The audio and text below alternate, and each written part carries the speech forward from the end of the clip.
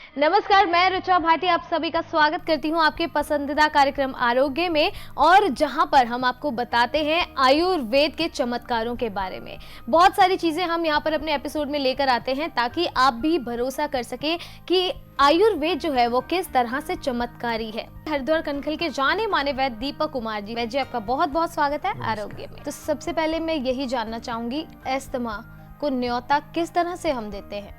सबसे बड़ा कारण ऋचा जी हो गया आज के समय में पोल्यूशन। आपने देखा होगा जितने भी महानगर हैं, खासतौर से दिल्ली, यदि आप उसमें जाएंगे तो आपका ना चाहते हुए भी सांस फूलने लगता है।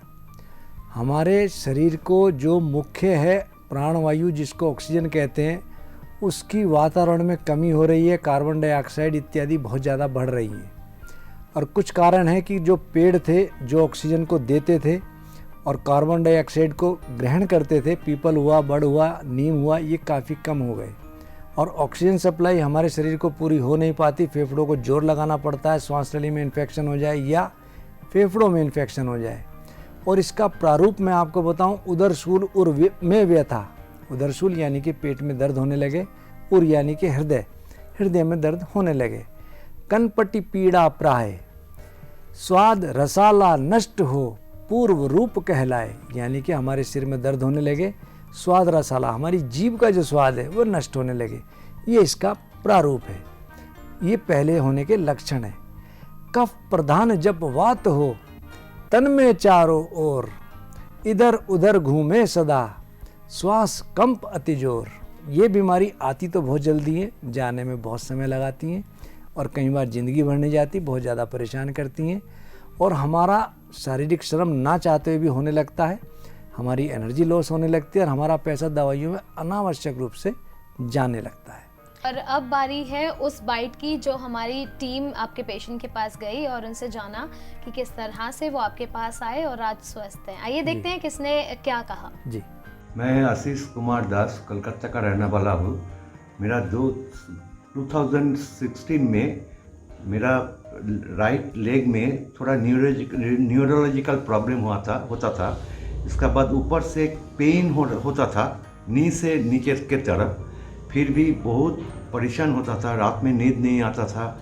इसके लिए मैं एकदम पूरा हर दिन टेंशन में रहता था।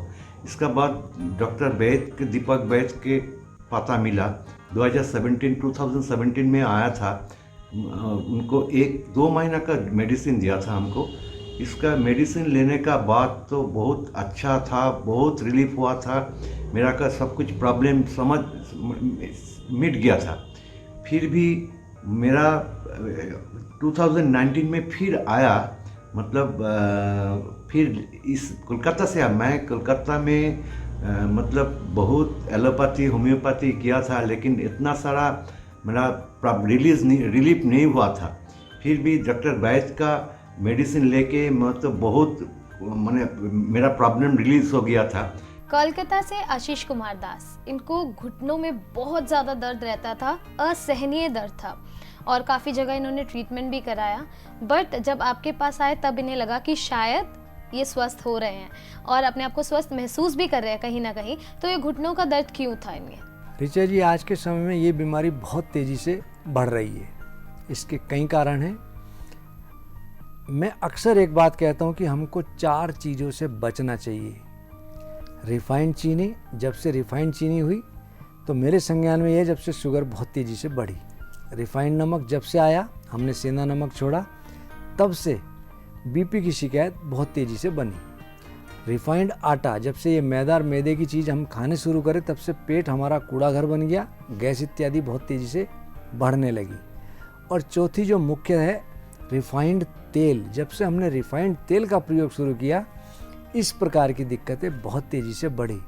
मैं अक्सर कहता हूँ, गाय का घी उपलब्ध ना हो तो सरसों का तेल प्रयोग करें, उसका कहीं कोई दोष नहीं है।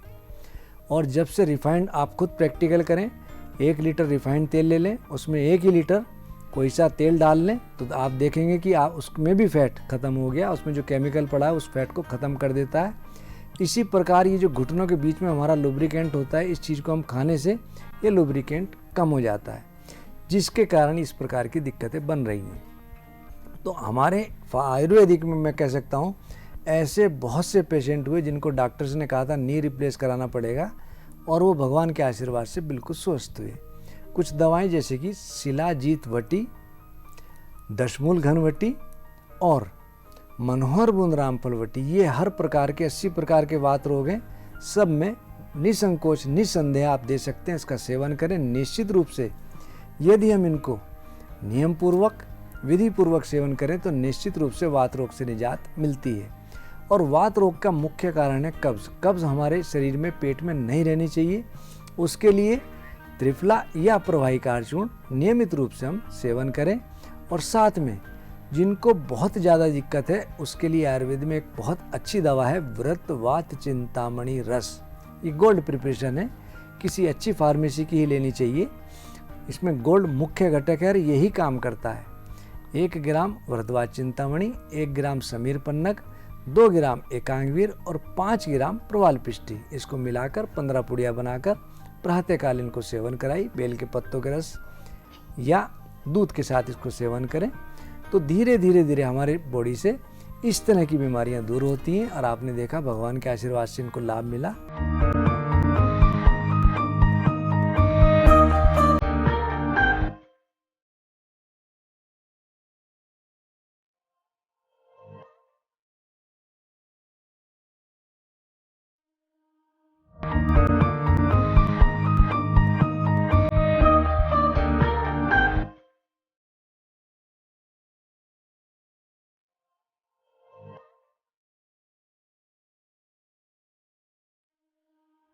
ब्रेक के बाद आप सभी का स्वागत है और आइए बातों का सिलसिला जारी करते हैं। और वैद जी आइए देखते हैं अब आपके कौन से ऐसे पेशेंट हैं जो कैमरा के सामने आए और हमारे साथ अपना एक्सपीरियंस शेयर किया। मेरा नाम रुचि अग्रवाल है, मैं हरिद्वार में ही रहती हूँ और मेरी एज 32 ईयर्स है। एक्चुअली मुझे काफ़ी टाइम से पाइल्स की दिक्कत हो गई थी, लगभग 6 मंथ्स हो गए थे। तो एलोपैथी में दिखाया तो उन्होंने बोला कि इसका तो आपको सर्जरी कराना पड़ेगा और इसका कोई और ट्रीटमेंट है नहीं, और उसके बाद बेड रेस्ट करना है, प्रॉपर उसके लिए डाइट लेनी है। तो मैं बहुत ज़्यादा स्केयर हो गई थी कि मैं इसके लिए अब क्या करूँ। सर्जरी के नाम से भी सोच के डर लग रहा था। फिर मुझे अपने किसी कॉन्टैक्ट से पता चला डॉक्टर दीपक वैद जी के बारे में। मैं इनके पास आई, इन्होंने बहुत इजीली कंफर्टेबल करते हुए मुझे कहा कि ऐसा कोई प्रॉब्लम नहीं है, आप आराम से मेडिसिन लीजिए और आपको बहुत आराम मिलेगा इससे, ये मेरा विश्वास है। तो उनके इस बिलीव को देखते हुए मैंने Ayurvedic medicine first time start किया कि चलिए लेके देखती हूँ, अगर ठीक होता है तो अदरवाइज़ मैं डॉक्टर को दिखाती हूँ, ट्रीटमेंट कराएंगे जैसा भी होगा। बट डॉक्टर साहब के कॉन्फिडेंस और एक्सपीरियंस को देखते हुए और साथ साथ मेरी जो ये प्रॉब्लम थी, इतनी जल्दी इनके मेडिसिन से, ऑयल से इतनी जल्दी मैंने इसकी रिकवरी करी कि मैं खुद सरप्राइज़ हो गई कि ये ऐसा लगता है जैसे अब डिरूटेड कैसे हो चुका, मतलब बिल्कुल कोई लग ही नहीं रहा कि ऐसा मुझे कोई प्रॉब्लम थी। हल्द्वानी से उत्साह अग्रवाल और 32 साल की उम्र में पाइल से पीड़ित थी ये, और पाइल्स बहुत दर्दनाक बीमारी है और 32 साल कोई बहुत ज़्यादा उम्र नहीं होती है। तो जब ये आपके पास आए क्या कंडीशन थी उनकी और आदर्श आयुर्वेदिक फार्मेसी से इनको क्या ट्रीटमेंट मिला? ऋचा जी, बीमारी ऐसी है, आदमी चलने से बैठने से कई बार बहुत लाचार हो जाता है और बीमारी बहुत छोटी है लेकिन इसके दुष्परिणाम बहुत ज़्यादा है।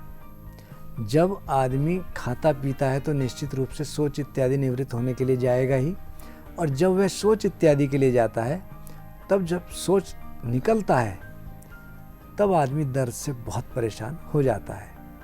और यह बीमारी होती तो एकदम है लेकिन जाने में समय लगती है। जो वेन एनस से लीवर की ओर जाती है उसमें कई बार ऑब्स्ट्रक्शन आ जाता है, बहुत जोर लगाने से वह नस फूल जाती है, उसको कहते हैं मस्सा। और जब ये नस फटने लगती है, ज़्यादा जोर लगाएं, बीपी हाई हो या मिर्च मसाले बहुत ज़्यादा खाएं, बहुत कब्ज़ हो, तब वह नस फटने लगती है, उसको कहते हैं ब्लीडिंग पाइल्स यानी कि खूनी बवासीर रक्तार्श। और इस बीमारी में सोच से जब टॉयलेट के लिए जाता है बहुत ज़्यादा दिक्कतें आती हैं।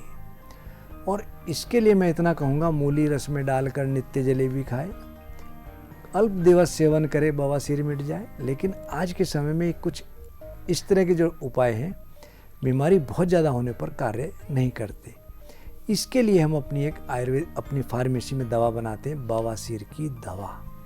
इसके लिए मैं इतना कहूँगा, फल नीम गिरी लाए के, एलवा ढाका डिकोली लीण, ढाक रसोद को क्रांदा, यह हूँ वच दीण, सम मात्रा ले गुटिका करे, द्वै गोली नितपान, तक्र माही दे संग ही, अर्श नशे सुख जान। यानी कि ढाका, ढिकोली, एलवा, रसोद, कुकरंदा और नीम मगज, इनसे बनती है हमारी दवा, बवासीर की दवा। इनको कूटकर हम 2-2 गोली दिन में 2 बार मट्ठे के साथ यदि सेवन करें तो बहुत अच्छा, और नहीं तो पानी के साथ सेवन करें।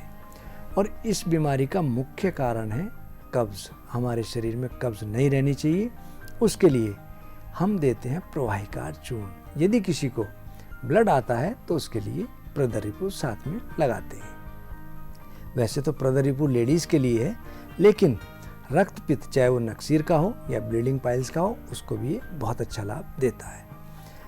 साथ में अगर किसी का बीपी हाई है तो उसका बीपी भी कंट्रोल रहना चाहिए, अन्यथा ब्लड नहीं रुकता।